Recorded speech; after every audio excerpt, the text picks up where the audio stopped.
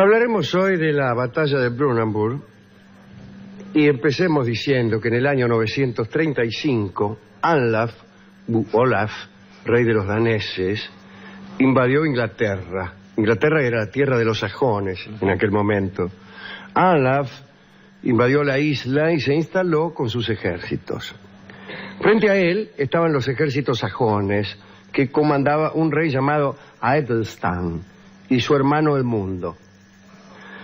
Entonces el rey Olaf, el danés, tuvo la siguiente osadía.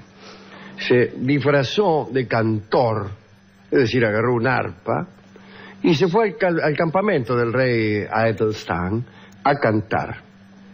Entonces se acercó despacito, disfrazado, ¿no?, en la guitarra en la mano, y empezó a cantar. Yo no sé qué clase de respeto tendrían los sajones por los cantores, pero se me hace que mucho. No siempre ha sido así, no todas las civilizaciones han tenido un gran respeto por los cantores, y menos todavía por los músicos. Contamos siempre la anécdota de Filipo de Macedonia recriminando a su hijo Alejandro porque tocaba demasiado bien la cítara. Y Filipo calculaba que tocar bien conllevaba la idea de haber pasado muchas horas practicando, y los trabajos manuales eran desdeñados por los griegos. Lo anáusico era despreciable. Entonces Filipo le dijo: no te da vergüenza tocar tan bien. Había que tocar, pero no tan bien. Además, los griegos creían que sus cantores no cantaban por mérito propio, sino por haber sido visitados por la musa. De manera que los griegos respetaban el canto, pero no a los cantores, como respetaban las obras artísticas, pero no a los artistas. Sea como fuere, Olaf, ayuno de toda esta preocupación, cantó ante el rey Aethelstan. Al rey le gustó y le dio unas monedas como premio. Olaf tomó las monedas y se fue, pero enseguida enterró aquel pequeño tesoro porque no podía aceptar un premio de un hombre al que pensaba destruir. Sucede que un soldado al servicio de Aethelstan y de los sajones vio como Olaf enterraba las monedas y lo reconoció, ya que había servido anteriormente con él. Rápidamente denunció esto ante Aethelstan. Yo he visto al hombre que cantó enterrar las monedas, dijo. Y además, yo que lo conozco, le puedo decir qué tipo es él. ¿Y por qué lo conozco? Porque serví con él. Entonces, ¿y quién es? Es el rey de Dinamarca. Entonces Aethelstan dijo: ¿el rey de Dinamarca? ¿Por qué no me lo dijiste antes? Y el soldado contestó: porque si yo hubiera traicionado a uno al que serví antes, ¿qué pensarías de mí, tú, a quien sigo ahora? Entonces el rey Aethelstan lo premió y dispuso los ejércitos en forma conveniente. Al día siguiente comenzó una batalla en Brunanburh que duró desde que salió el sol, esa famosa estrella, como dice el poema, hasta que volvió a ocultarse. El rey Olaf fue vencido, aquel que se disfrazó de cantor, pero pudo huir a sus naves y volver a Irlanda, ya que era el rey de los daneses de Irlanda, así se llamaban. Y esta historia la conocemos por un poeta sajón cuyo nombre se perdió y que tuvo la idea de inmortalizar la victoria de Brunanburh en una oda, utilizando aquellas metáforas oficiales que ya estaban consagradas, que no eran distintas para cada poeta. Las Kenningar, exactamente. En donde para decir guerra había que decir el festín del cuervo o el festín del águila, y para decir sangre había que decir el licor de la guerra y cosas por el estilo. Muy bien. La historia llegó por ese poeta, pero el nombre del poeta se perdió. Muchos años después, un poeta argentino reparó en este detalle, a saber que un poeta ha perdido su nombre, pero ha inmortalizado sus versos.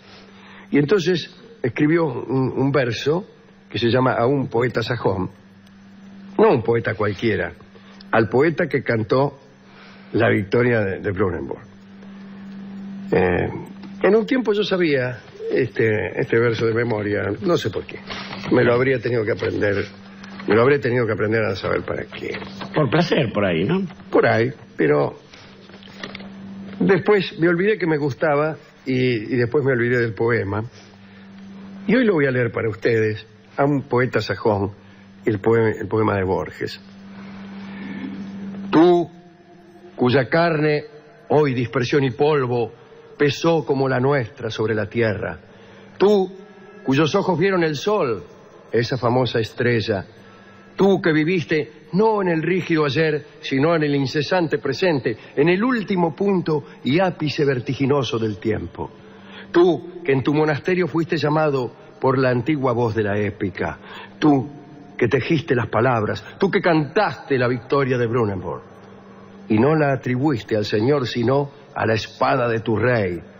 Tú que con júbilo feroz cantaste la humillación del viking, el festín del cuervo y del águila. Tú que en la oda militar congregaste las rituales metáforas de la estirpe. Tú que en un tiempo sin historia viste en el ahora el ayer y en el sudor de sangre de Brunanburh un cristal de antiguas auroras. Tú que tanto querías a tu Inglaterra y no la nombraste. Hoy no eres otra cosa que unas palabras que los germanistas anotan. Hoy no eres otra cosa que mi voz cuando revive tus palabras de hierro. Pido a mis dioses o a la suma del tiempo que mis días merezcan el olvido, que mi nombre sea nadie como el de Ulises, pero que algún verso perdure en la noche propicia a la memoria o en las mañanas de los hombres.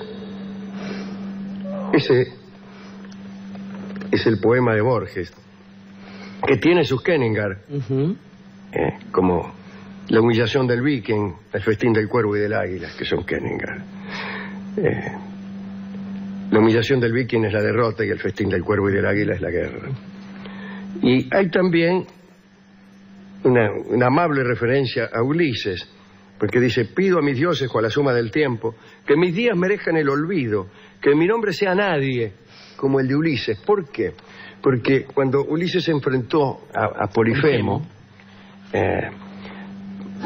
lo derrota con argucias. Primero lo seduce con lo emborrachan a Polifemo, bueno, lo derrotan. Y cuando él se está retirando, ya Polifemo había perdido su cíclope, ¿no?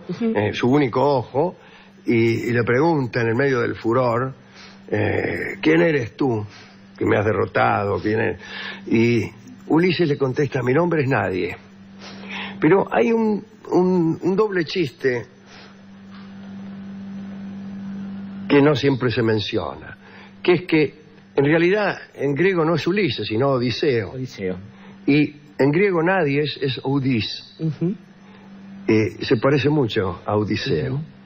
Y entonces cuando le dice mi nombre es nadie, le está haciendo un doble chiste. Le está diciendo cómo se llama, pero lo cambia un poco. Es hasta una mojada de oreja. Es como una mojada de oreja. Y Borges pide acá entonces que su nombre sea nadie como el de Ulises. Un nadie que después en los mares ha navegado de otros modos, porque tenemos que el comandante del Nautilus no es otro, el capitán Nemo que en latín es nadie. Claro, ¿no? Claro, el capitán nadie, sí. Hay mucha tentación. Seguro. De llamarse nadie siempre, ¿no? Es una vieja y noble gracia. Yo no creo que las gracias por repetirse pierdan su nobleza, al contrario, la van acrecentando. Lo que sí hay que buscar formas de repetir estos tópicos, hay que disfrazarlos a lo largo del tiempo. Sí, igual que todo homenaje y seducción, ¿no? Así es. Bueno, claro, Borges siguió diciendo: digo que estoy repitiendo estas palabras y digo también que ojalá esta cadena que se inició cuando Allah desembarcó en la isla, se prolonga infinitamente, que también cuando mi nombre merezca el olvido, pueda yo volver secretamente, sin que nadie lo sepa, en alguna noche propicia a la memoria, ¿no? Y también es ese nuestro deseo. Sí. Sí, es curioso que aquellas cosas que soñó Borges para sí, o que por lo menos dijo, a mí me impresiona, querido Alejandro, que cuando uno lee un poema de Borges, pongo por caso el poema Conjetural, ¿no? Ese bellísimo poema sobre la muerte de Laprida, que es un poema es ciertamente inolvidable y bellísimo, que tiene una conclusión siniestra, esta idea del destino sudamericano como el de la lucha perpetua.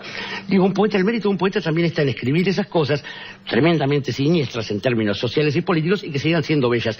Pero digo, ese sueño narrado por Borges y explícito, seguramente se le está cumpliendo a Homero Manzi, por ejemplo, a poetas que además de tener la magia y el talento de la poesía, han llegado al corazón del pueblo, claro, de esa manera, ¿no? Sí. A muchos poetas les ha sucedido eso. Y a los poetas populares les sucede mejor. Pienso en Atahualpa Yupanqui, que también tenía este mismo deseo. Él decía que lo mejor que le podía pasar a un poeta popular era que su nombre se perdiera y que entonces sus coplas fueran ya de todos. Usted y yo no podemos negar un poco de terror ante estos pensamientos. Sí, por cierto. Porque toda desaparición, toda aniquilación personal nos sigue aterrorizando, por mucho que nos vengan a consolar diciendo que peor sería no morir nunca, ¿no? No, ciertamente, y porque además, digamos, no deja de ser un gesto innoble, el renunciar a esa voluntad de seguir viviendo que uno por ahí tendría. Pero también es cierto que uno puede sentir un cierto saudade, una cierta morriña de esas culturas que aunaban esta idea del canto y de la lucha cotidiana. Hemos hablado más de una vez con usted acerca de los celtas, de cómo un rey tenía que ser, además de un guerrero, un poeta. Y de ese modo digo también, aquellas culturas que premiaban a los cantores con este respeto como para dejarlos entrar a un campamento. Y eso sí que a uno le da un poco de nostalgia. Y nostalgia es el tango que vamos a escuchar y que cantará para nosotros Hugo del Carril. Es un tango de Cobián y Cadícamo que seguramente también están destinados a ese consagratorio olvido. Nostalgia por Hugo del Carril.